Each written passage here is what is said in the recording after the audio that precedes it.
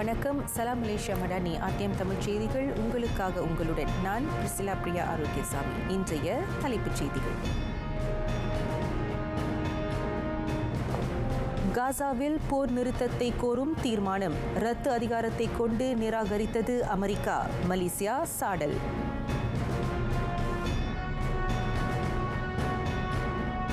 மடானி அரசின் ஓராண்டு நிகழ்ச்சி மாநில நிலையில் நடத்த பரிசீலனை.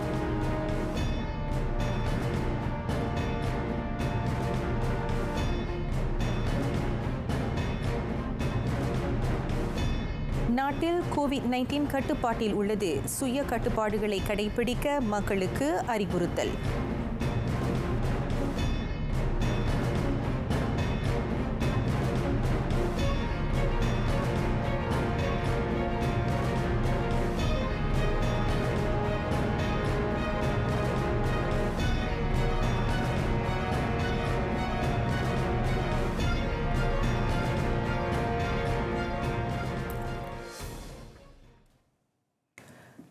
இஸ்ரேல் பாலஸ்தீன போர் விவகாரத்தில் அமெரிக்கா ரத்து அதிகாரத்தை பயன்படுத்தி விரைந்து சண்டை நிறுத்தத்தை செயலாக்குமாறு ஐநா பாதுகாப்பு மன்றம் வலியுறுத்துகிறது.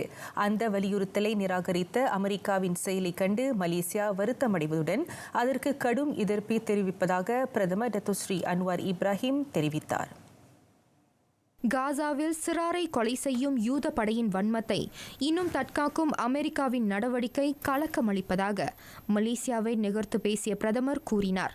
இஸ்ரேல் புரியும் கொடூரங்களை ஒட்டுமொத்த உலகமே எதிர்க்கிறது.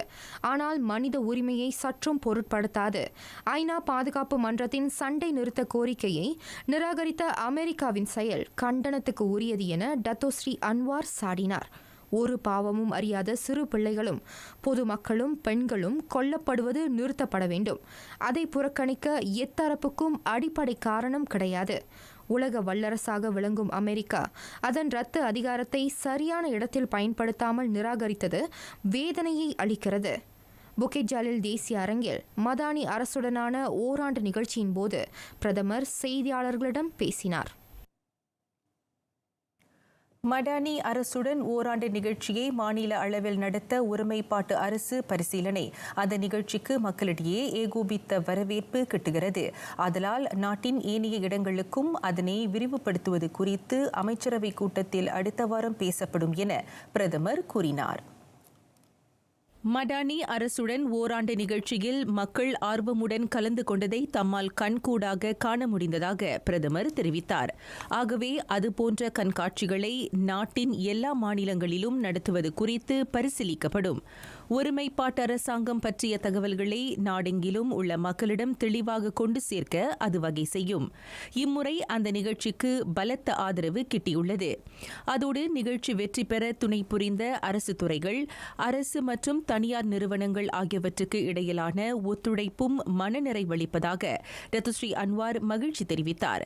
வருகையாளர்கள், குறிப்பாக இளைஞர்கள், இந்த நிகழ்ச்சியில் கலந்து கொண்டு பயனுற ஊக்குவிக்கப்படுகின்றனர். நேற்று தொடங்கிய நிகழ்ச்சி நாளை நிறைவுறும். சிறப்பு அங்கமாக பிரதமர் நாளை நிகழ்ச்சியை அதிகாரப்பூர்வமாக நிறைவு செய்து வைப்பார். நாட்டின் இணைய பாதுகாப்பை அரசு பலப்படுத்துகிறது. சொக்சோ அகப்பக்கம், ஊடுருவல் போன்ற இணைய சம்பவங்களை தடுக்க உரிய நடவடிக்கைகள் மேற்கொள்ளப்படுவதாக பிரதமர் உறுதியளித்தார். அதன் பொருட்டு தேசிய பாதுகாப்பு மன்றமும் மலேசிய தொடர்பு பல்லூடக ஆணையமும் இணைந்து இணைய மிரட்டல்களையும் அச்சுறுத்தல்களையும் முடக்க வல்ல நிறுவனங்களுடன் கைகோர்க்க உள்ளதாக டத்தோஸ்ரீ அன்வார் தெரிவித்தார். சொக்சோ அகப்பக்கத்தை சட்டவிரோதமாக ஊடுருவிய விவகாரம் குறித்து சைபர் செக்யூரிட்டி மலேசியா, நக்சா, தேசிய இணைய பாதுகாப்பு நிறுவனம், தனிநபர் தரவு பாதுகாப்பு துறை ஆகியவை விசாரணையை மேற்கொள்ளும் என ஃபமி ஃபட்சில் நேற்று கூறினார். இதனிடையே ஊழல் மீதான சிறப்பு செயற்குழுவில் புதிதாக 5 உறுப்பினர்கள் நியமிக்கப்பட்டுள்ளனர். அது பற்றி கருத்துரைத்த பிரதமர், நாட்டில் ஊழலை ஒழித்து நல்லாட்சிக்கு முன்னுரிமை வழங்கும் மடானி அரசின் முனைப்பை தொடரும் பணியாக அந்த நியமனங்கள் விளங்குவதாக குறிப்பிட்டார். இலக்கவியல் பொருளாதார மையம் மேம்படுத்தப்படும். இலக்கவியல் பொருளாதார துறையில் இளம் தொழில் முனைவர்களின் பங்கேற்பை ஊக்குவிக்கும் பொருட்டு அந்த நடவடிக்கை மேற்கொள்ளப்படும். கடைநிலையில் இலக்கவியல் பொருளாதாரத்திற்கு உந்து சக்தியாக பெடி திகழ்கிறது என தொடர்பு இலக்கவியல் அமைச்சர் ஃபமி ஃபட்சேல் கூறினார். ஒரே இடத்திலிருந்து வருமானம் ஈட்ட மக்களை ஊக்குவிக்கும் தளமாகவும் அது விளங்குகிறது. இலக்கவியல் பொருளாதார துறையில் இன்னும் ஏராளமாக இளைஞர்கள், குறிப்பாக ஆண்கள் ஈடுபட வேண்டும். தற்போது அதிகமான மகளிர் தொழில் முனைவர்கள் அத்துறையில் கால் பதிப்பதை ஃபமி சுட்டினார். இலக்கவியல் பொருளாதாரத்தில் ஈடுபடுவோர் வெளியூர் சென்று வருமானம் ஈட்ட வேண்டிய அவசியமில்லை. எங்கிருந்தாலும் அவர்களால் நற்பலனையும் கூடுதல் வருமானத்தையும் பெறவியலும். பெடி முனைப்பின் வாயிலாக நாடு முழுவதும் அடுத்த ஆண்டு 10,000 இலக்கவியல் பொருளாதார தொழில் முனைவர்களை உருவாக்க இலக்கு வகுக்கப்பட்டுள்ளதாக முன்னதாக அமைச்சர் கூறியிருந்தார். கோவிட்-19 பிணியிலிருந்து விடுபட சுய கட்டுப்பாட்டு நடவடிக்கைகளை எந்நேரமும் கடைபிடிப்பீர். பெருந்தொற்றால் பாதிக்கப்படுவோரின் எண்ணிக்கை அதிகரித்தாலும் நாட்டில் நிலைமை இன்னும் மோசமடையவில்லை. ஆயினும் தொற்று தடுப்பு நடவடிக்கைகளை வழுவாது பின்பற்றுமாறு துணை பிரதமர் Datuk Seri doctor Ahmad Zahid Hamidi வலியுறுத்தினார். கோவிட்-19 பரவலை முறியடிக்க கைகளை அடிக்கடி கழுவுவது, கிருமி நாசினியை பயன்படுத்துவது முதலிய சுய தொற்று தடுப்பு நடவடிக்கைகளை மேற்கொள்ளுமாறு துணை பிரதமர் அறிவுறுத்தினார். அந்த உயிர்கொல்லி நோய்க்கு ஆளாகாது நாட்டு மக்கள் பாதுகாப்பாக இருக்க வேண்டும் எனும் எதிர்பார்ப்பை அவர் வெளிப்படுத்தினார். கடந்த வாரம் நாட்டில் 3,626 தொற்றுகள் பதிவாகின. அதற்கு முந்தைய வாரத்தை காட்டிலும் அவ்வெண்ணிக்கை 57.3% அதிகமாகும். எல்லா வெள்ள துயர் துடைப்பு மையங்களிலும் தொற்று தடுப்பு நெறிகள் கடைபிடிக்கப்படும். கோவிட்-19 தொற்று பரவலை தடுக்க அந்த முன்னெடுப்பு தொடரப்படும் என சுகாதார அமைச்சர் டாக்டர் ஜலிஹா முஸ்தபா தெரிவித்தார். தற்போது தொற்றுக்கு ஆளானோரின் எண்ணிக்கை அதிகரித்து வருகிறது. ஆனால் அது கட்டுப்பாட்டில் இருப்பதாகவும் மக்கள் கலக்கமுற வேண்டியதில்லை என அமைச்சர் சுட்டினார். வெள்ள துயர் துடைப்பு மையங்களில் இருக்கும் சுகாதார பணியாளர்களுக்கு தொற்று தடுப்பு நெறிகள் குறித்து தெரிவிக்கப்பட்டுவிட்டது. அந்த பேரிடரில் பாதிக்கப்பட்டோர், குறிப்பாக தொற்றுக்கான அறிகுறிகளை கொண்டவரிடத்தில் மருத்துவ சோதனை மேற்கொள்ளப்படும். கோவிட்-19க்கு இலக்கானோர் மிதமான அறிகுறிகளை கொண்டவர்கள் என டாக்டர் ஜலிஹா தெளிவுபடுத்தினார். கெடா சுங்கை பட்டாணி சுல்தான் அப்துல் ஹலீம் மருத்துவமனையில் முறையான சிகிச்சை அளிக்கப்படாததால் ஆடவர் மரணமா? கடந்த வியாழக்கிழமை சமூக ஊடகங்களில் பரவலாக்கப்பட்ட அது குறித்து சுகாதார அமைச்சு விசாரிக்கும். விசாரணையை முடுக்கிவிட்டிருப்பதாகவும் நிர்ணயிக்கப்பட்ட நடைமுறையின்படி ஒவ்வொரு புகாரும் வெளிப்படையாக விசாரிக்கப்படும் என மருத்துவமனை நிர்வாகம் உறுதியளித்துள்ளது. மேலும் சம்பந்தப்பட்ட ஆடவருக்கு சிகிச்சை வழங்கப்படும் போது மெத்தன போக்கு இருந்தது கண்டறியப்பட்டால் சுகாதார அமைச்சு தகுந்த நடவடிக்கை எடுக்கும் என சுல்தான் அப்துல் ஹலீம் மருத்துவமனை வெளியிட்ட அறிக்கையில் குறிப்பிடப்பட்டுள்ளது. அவ்விஷயத்தில் ஒருபோதும் தயை காட்டப்பட மாட்டாது. சுகாதார அமைச்சு உயிரிழந்த ஆடவரின் குடும்பத்தினருக்கு தனது அனுதாபங்களை தெரிவித்துக் கொண்டது. பேரா மகிழம்பு தமிழ் பள்ளியில் அடுத்த ஆண்டு புதியதாக திறந்த வெளி மண்டபம் கட்டப்படும். அந்த உத்தரவாதத்தை அளித்துள்ளார் மனிதவள அமைச்சர் வி சிவகுமார்.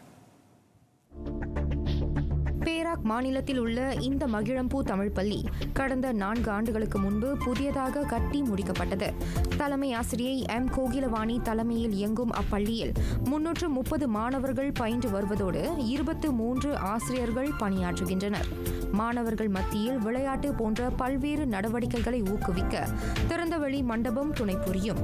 பள்ளி மேம்பாடு திட்டங்களுக்கும் தொடர்ந்து ஆதரவு வழங்க தயாராக இருப்பதாக பத்துகஜா நாடாளுமன்ற உறுப்பினருமான சிவகுமார் உறுதியளித்தார். நல்ல திறமையான மாணவர்கள் படிக்கக்கூடிய தமிழ் பள்ளி. அவங்க அகாடமிக்கில் மட்டும் இல்லை, கோகரிக்குலமில் கூட நல்ல அச்சீவ்மெண்ட் இந்த பள்ளியில் வந்து ஒவ்வொரு வருஷமும் அவங்க காட்டுறாங்க. அப்போ இந்த பள்ளியோட திறனை வந்து இன்னும் நல்லா வரணும் அப்படின்னு கேட்டிங்கனாக்கா அவங்களுக்கு இன்னும் ஒரு சில அடிப்படை வசதிகள் தேவைப்படுது. அது குறிப்பாக இந்த தேவான் திருப்புக்கு அவங்களுக்கு வந்து ஒன்று தேவைப்படுது. ஏன்னா தேவான் திருப்புக்கு இருந்துச்சுனாக்கா அந்த டிவானில் வந்து அவங்க நிறையா ஸ்போர்ட்ஸ் ஆக்டிவிட்டீஸும் அவங்களால செய்ய முடியும். அது மட்டும் இல்லாமல் இன்றைக்கி வந்து மாணவர்கள் படிக்கிற மாணவர்கள் வந்து அவங்க வீட்டுக்கு போகும்போதோ இல்லை வரும்போதோ மழையாக இருந்தால் கூட அவங்களுக்கு ஒரு ஷெல்டர் இல்லை. இன்று பள்ளிக்கு அதிகாரப்பூர்வ வருகையளித்த அவர் இந்த நற்செய்தியை அறிவித்தார். அந்த அறிவிப்பால் மாணவர்கள் உட்பட பள்ளி நிர்வாகத்தினரும் ஆசிரியர்களும் உற்சாகத்தில் திளைத்தனர்.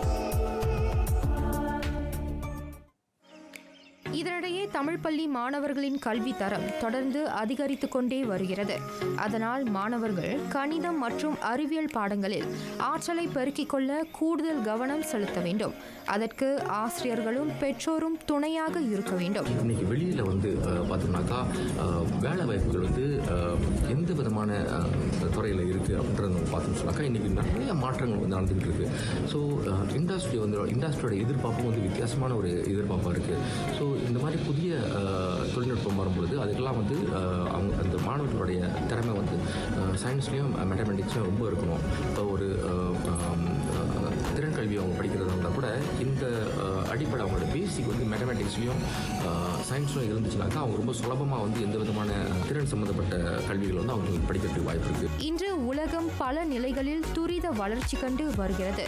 அதற்கு ஏற்றவாறு மாணவர்களும் கல்வி கேள்விகளில் முன்னேற்றம் அடையும் வாய்ப்புகளை உருவாக்கிக் கொள்ள வேண்டும் என அவர் சுட்டினார். நீர் ஏவூர்தி போட்டியில் PJS1 தமிழ் பள்ளி வாகை சூடியது. தேசிய நிலையில் நடத்தப்பட்ட அப்போட்டியில் நாடு தழுவிய நிலையில் 30 தமிழ் பள்ளிகள் பங்கு கொண்டன.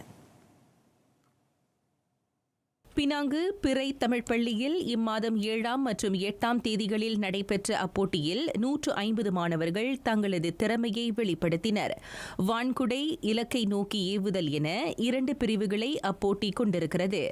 PJS1 தமிழ் பள்ளியைச் சார்ந்த 5 அடங்கிய மாணவர்கள் குழுவினர் வான்குடை பிரிவில் முதலிடத்தை பிடித்தனர். ஆனால் இலக்கை நோக்கி ஏவுதல் பிரிவில் அவர்கள் 4ஆம் நிலையை வகித்தனர்.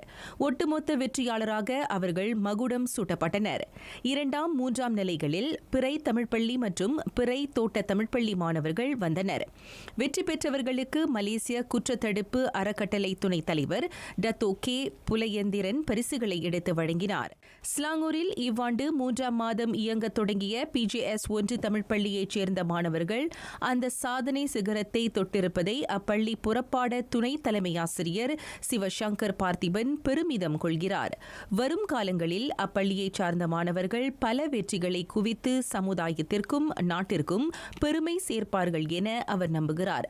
தமிழ் பள்ளி மாணவர்கள் மத்தியில் அறிவியல், தொழில்நுட்பம் மற்றும் புத்தாக்க நெறிகளை விதைக்கும் நோக்கத்தை அப்போட்டி கொண்டிருக்கிறது. இந்தியா வெங்காய ஏற்றுமதிக்கு தடை விதித்துள்ள போதிலும் நாட்டில் அதன் கையிருப்பில் பாதிப்பில்லை. வேளாண் உணவு உத்தரவாத அமைச்சர் டத்துஸ்ரீ முகமது சாபு அதனை தெரிவித்தார். நேற்று இந்தியா வெங்காய ஏற்றுமதிக்கு தடை விதித்துள்ள போதிலும் அது குறித்து இதுவரை அதிகாரப்பூர்வ தகவல்கள் கிடைக்கப்பெறவில்லை. ஆயினும் நாட்டில் வெங்காய கையிருப்பு போதுமான அளவில் இருப்பதாக டத்துஸ்ரீ முகமது சாபு குறிப்பிட்டார். இதுபோன்ற சிக்கல்களை எதிர்கொள்ள தமது தரப்பு முன்னெச்சரிக்கை ஏற்பாடுகளை செய்துள்ளதாக அவர் விளக்கினார். சீனா, தாய்லாந்து, பாகிஸ்தான் உள்ளிட்ட நாடுகளில் இருந்து நாடு வெங்காய இறக்குமதி செய்கிறது என அமனா கட்சி தலைவருமான அவர் கூறினார். இந்நிலையில் வெங்காய விலை உயர்வு குறித்து உள்நாட்டு வர்த்தக வாழ்க்கை செலவின அமைச்சு தீர்மானிக்கும் என்றார் அவர். 2023 மலாக்கா மாநில அளவிலான அமனா கட்சி பேரவையை தொடக்கி வைத்த பின்னர் டத்துஸ்ரீ முகமது சாபு செய்தியாளர்களிடம் பேசினார்.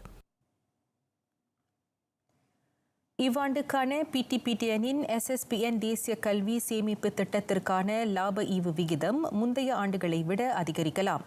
தேசிய உயர்கல்வி நிதி கழக தலைவர் டத்தோ நுர்லிசா அப்துல் ரஹீம் அந்த கணிப்பை வெளியிட்டார்.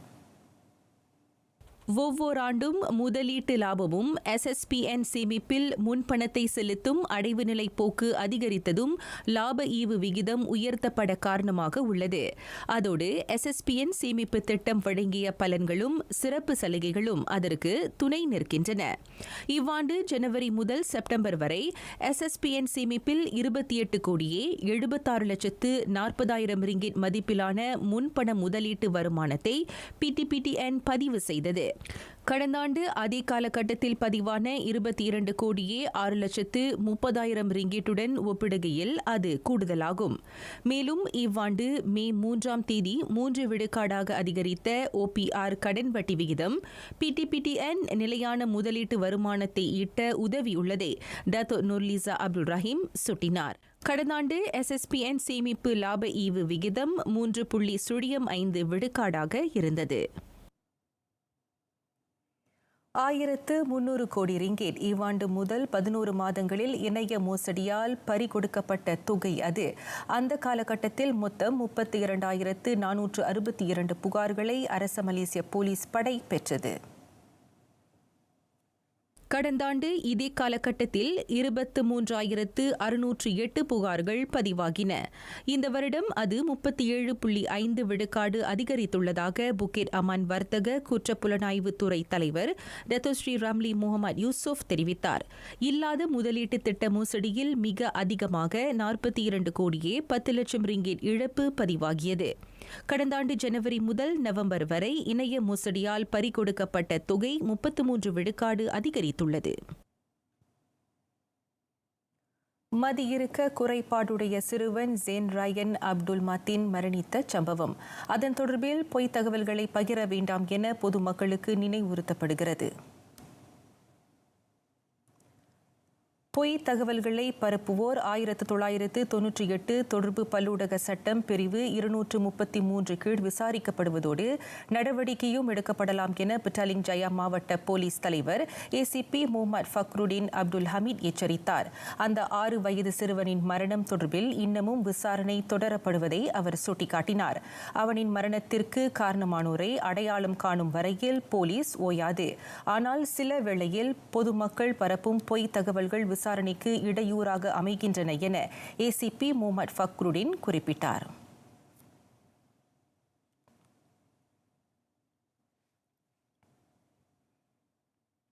50 கிலோமீட்டர் தூரத்திற்கு பின்னர் இருவரை போலீசார் மடக்கி பிடித்தனர். போதைப் பொருளை பயன்படுத்தியதாக ஐயத்தின் பேரில் அவர்களை கெடா போலீஸ் பினாங்கு பாலத்தில் விரட்டி பிடித்தனர். வாகனத்தை நிறுத்த கோரி போலீசார் இட்ட கட்டளைக்கு அவர்கள் இணங்க மறுத்தனர். 2 வாகனங்களை இடித்த பின்னர் கெடா சுங்காய் பட்டாணியிலிருந்து அவர்கள் தாங்கள் வந்த வாகனத்தை வேகமாக செலுத்தினர். பினாங்கு பாலத்தை அடைந்தவுடன் அவர்கள் கடலில் குதித்து தப்ப முயன்றனர். அவர்களில் ஒருவரை கடலில் குதிப்பதற்கு முன்னதாகவே போலீசார் மடக்கி பிடித்தனர். மற்றொருவர் மீனவர்களின் உதவியுடன் கைது செய்யப்பட்டார். அவர்கள் இருவரும் விசாரணைக்காக குவலக்கெடா போலீஸ் தலைமையகத்திற்கு கொண்டு செல்லப்பட்டனர்.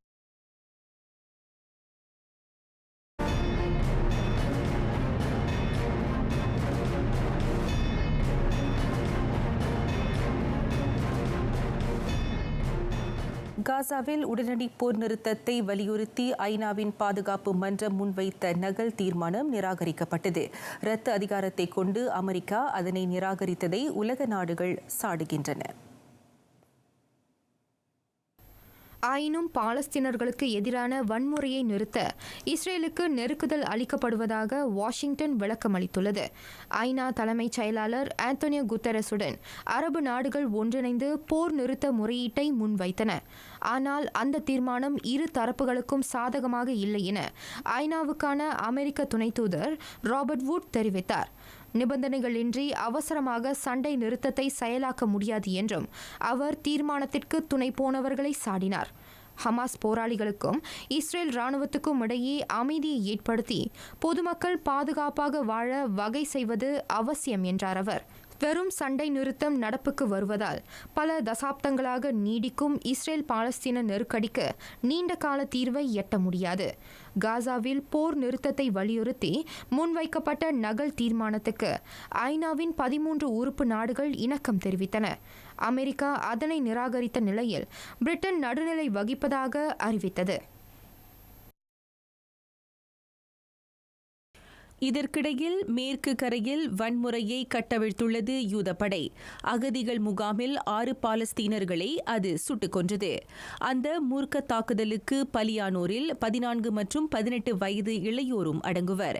அந்த தாக்குதலுக்கு பொறுப்பேற்பதாக கூறிய இஸ்ரேல் அது தீவிரவாத எதிர்ப்பு நடவடிக்கை என தற்காக்கிறது. அகதிகள் முகாமுக்குள் நுழைந்த யூதப்படை சரமாரியாக துப்பாக்கி சூட்டு தாக்குதலை நடத்தினர். முன்னதாக சிறையில் அடைக்கப்பட்டிருந்த 2 தீவிரவாதிகள் கைது செய்யப்பட்டதாக இஸ்ரேல் தகவல் அளித்தது.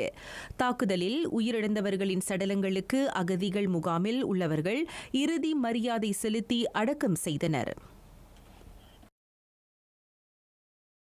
இந்நிலையில் யூத ராணுவம் பாலஸ்தீன கைதிகளை மிகவும் மோசமாக நடத்துவதாக ஹமாஸின் மூத்த அதிகாரி இசாட் எல் ரெஷிக் குற்றம் சாட்டினார். அண்மையில் இஸ்ரேலின் பிடியில் உள்ள அப்பாவி பொதுமக்களில் சில ஆண்கள் உள்ளாடையுடன் தரையில் மண்டியிட்டு இருக்கும் காணொலி சமூக வலைத்தளங்களில் பகிரப்பட்டது. இஸ்ரேலிய தொலைக்காட்சியில் அந்த காணொலி ஒளிபரப்பு செய்யப்பட்டது. அவர்களில் பெரும்பான்மையினர் ஹமாஸ் போராளிகளுடன் தொடர்புடையவர்கள் என்பது உறுதி செய்யப்பட்டுள்ளது. அவர்களில் ஒரு ஊடகவியலாளர் உள்ளதும் கண்டறியப்பட்டது. பாதிக்கப்பட்டவர்களின் நிலை குறித்து கண்டறிந்து அவர்களுக்கு உதவிகள் வழங்கப்பட வேண்டும் என இசாட் மனித உரிமை அமைப்புகளை கேட்டுக்கொண்டார். போர்க்கைதிகள் மாந்தநேயத்துடனும் மரியாதையுடனும் நடத்தப்பட வேண்டும் என அனைத்துலக செம்பிறை சங்கத்தின் அனைத்துலக செயற்குழு இவ்வேளையில் வலியுறுத்துகிறது.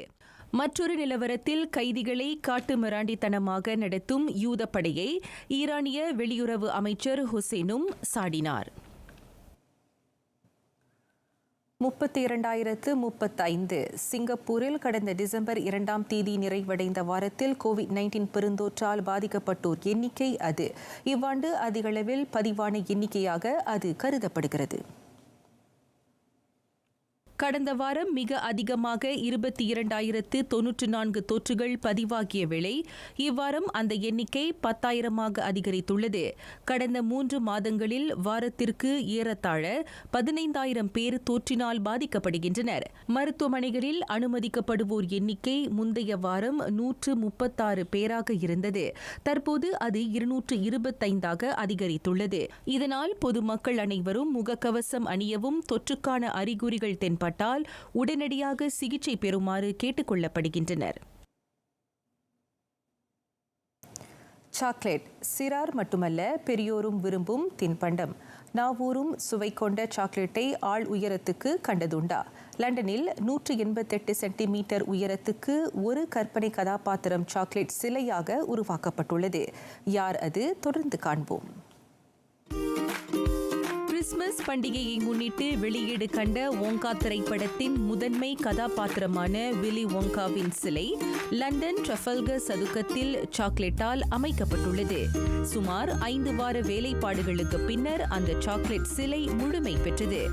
90 லிட்டர் சாக்லேட்டை உருக்கி வடிவமைக்கப்பட்ட அந்த சிலை 100 கிலோகிராம் எடையை கொண்டுள்ளதென அதன் வடிவமைப்பாளர் லின்சே கிளார்க் தெரிவித்தார். 60களில் புகழ்பெற்ற Charlie and the chocolate factory எனும் சிறார் நாவலை மையமாக கொண்டு ஒங்கா திரைப்படம் உருவாக்கப்பட்டுள்ளது. சாக்லேட் பிரியரான மாயாவி வில்லி ஒங்கா எவ்வாறு தனது சாக்லேட் வர்த்தகத்தை தொடங்குகிறார், மக்களை கவர்கிறார் என அந்த திரைப்படம் விவரிக்கிறது. மாய வித்தைகள் நிறைந்த ஒங்கா திரைப்பட நாயகனை சாக்லேட் சிலையாக உருவாக்க பல்வேறு யுக்திகள் பயன்படுத்தப்பட்டதாக லின்சி குறிப்பிட்டார். வில்லி ஒங்காவின் சிலையை ட்ரஃபல்கர் சதுக்கத்தில் உருவாக்குவது தனது நெடுநாள் ஆசை என அவர் பெருமிதம் தெரிவித்தார்.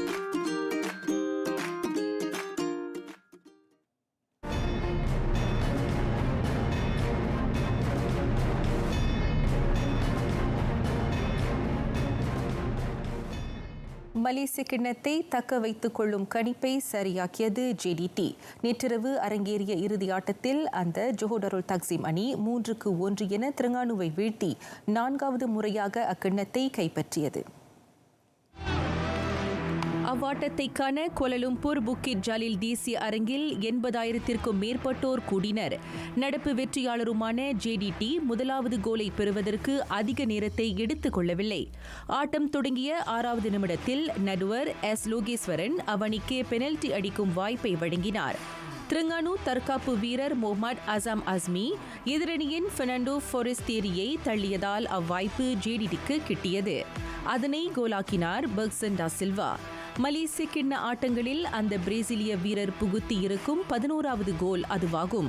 21வது நிமிடத்தில் திரங்கானுவுக்கு வாய்த்த பெனல்டி வாய்ப்பின் மூலம் ஆட்டத்தை சமப்படுத்தினார் ஐவன் மஹ்மூத். முற்பாதி வரையில் இரு அணிகளும் தலா ஒரு கோலில் சமநிலையில் இருந்தன. தென்னக வேங்கைக்கான 2வது கோலை மாற்று ஆட்டக்காரராக களமிறக்கப்பட்ட முகமது ஃபெரோஸ் பெற்று தந்தார். கார்னர் கிக் வாயிலாக ஹெர்பர்டி பெர்னாண்டஸ் தட்டி கொடுத்த பந்தை அவர் தலையால் மூட்டி கோலாக்கினார். ஆட்டம் 2-1 என ஜேடிடிக்கு சாதகமாக இருந்த வேளையில் அதிர்ஷ்டவசமாக கூடுதல் நேரத்தில் அதற்கு பெனல்டி அடிக்கும் வாய்ப்பை எஸ் லோகேஸ்வரன் வழங்கினார். இம்முறை அதனை அரிஃப் ஐமான் கோலாக்கினார். அவரை திரங்கானு ஆட்டக்காரர் ஷரோல் நிசாம் ரோஸ் ஹாஸ்னி தள்ளியதால் பெனல்டி அடிக்கும் வாய்ப்பை ஜேடிடிக்கு நடுவர் வழங்கினார். அவ்வெற்றியை அடுத்து தொடர்ச்சியாக 2வது பருவத்திலும் 3 கிண்ணங்களை கைப்பற்றிய அணியாக அவ்வணி விளங்குகிறது. மலேசிய கிண்ணத்தை தவிர்த்து ஜூலையில் FA கிண்ணத்தையும் செப்டம்பரில் சூப்பர் லீக் பட்டத்தையும் அது வென்றிருந்தது என்பது குறிப்பிடத்தக்கது. அவ்வெற்றியை கிளப் உரிமையாளரும் ஜோஹர் பட்டத்து இளவரசருமான துங்கு இஸ்மாயில் சுல்தான் இப்ராஹிமுக்கு காணிக்கையாக்குவதாக ஜேடிடி தலைமை பயிற்றுனர் எஸ்திபன் சொலாரி சொன்னார். மகத்தான காற்பந்து அணியை வழிநடத்த தமக்கு பொன்னான வாய்ப்பை வழங்கிய அவருக்கு சொலாரி நன்றி நவிழ்ந்தார். கடந்த ஆண்டு டிசம்பரில் ஹெக்டர் பிடோக்யோவுக்கு பதில் அவ்வணியின் தலைமை பயிற்றுனர் பொறுப்பை அந்த அர்ஜென்டினா நாட்டவர் ஏற்றார். ஜோஹர் ஆட்சியாளர் சுல்தான் இப்ராஹிம் சுல்தான் இஸ்கண்டாரும் தமது பாராட்டுகளை ஜேடிடிக்கு உரித்தாக்கினார்.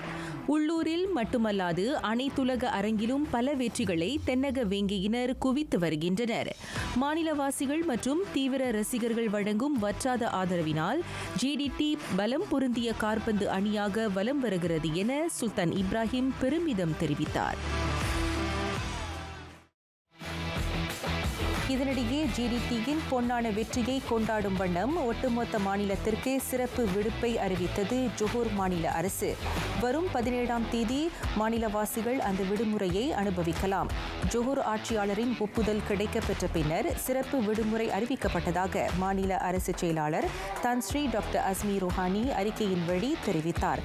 தென்னக வேங்கையின் வெற்றிக்கு பாதை வகுத்த மாநில மக்களுக்கு நன்றி நவிழும் வகையில் அந்த விடுமுறை வழங்கப்படுகிறது.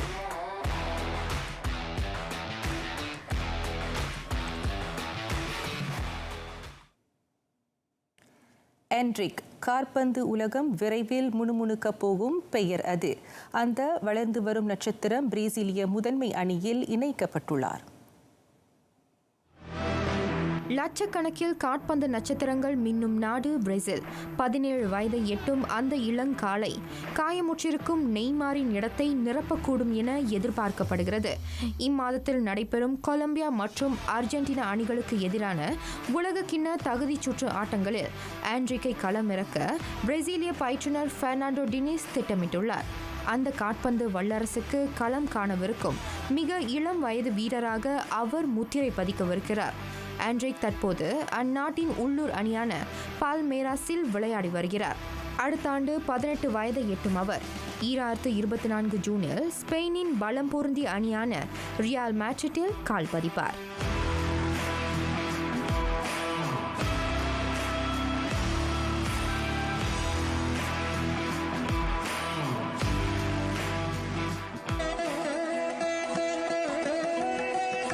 சூடி வெட்டென பேசேல்.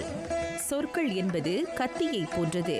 எனவே பிறரின் மனம் நோகாத வகையில் பேச வேண்டும் என எடுத்துணர்த்துகிறார் அருந்தமிழ் புலவர் ஔவை.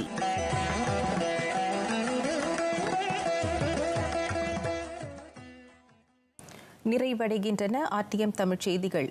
எங்களோடு இணைந்ததற்கு நன்றி.